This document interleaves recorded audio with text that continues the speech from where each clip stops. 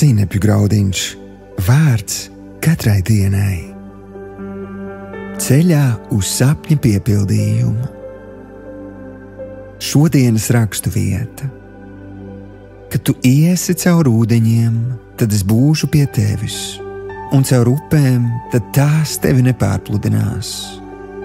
Kad tu iesi caur uguni, tad tu nesadegsi, un liesma tevi neaizdedzinās.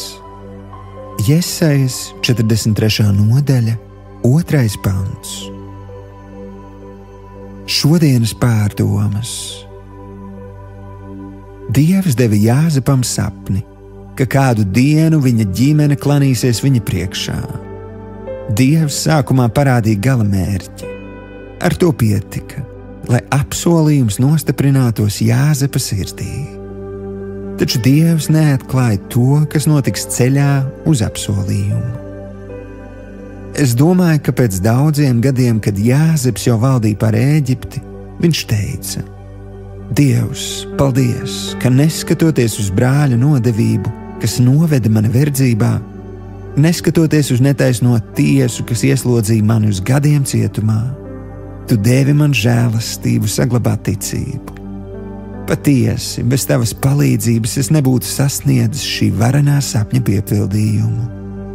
Paldies, ka iemācīji man būt pazemīgam un paļauties uz tevi no visas sirds. Paldies, ka izveidoji manu raksturu.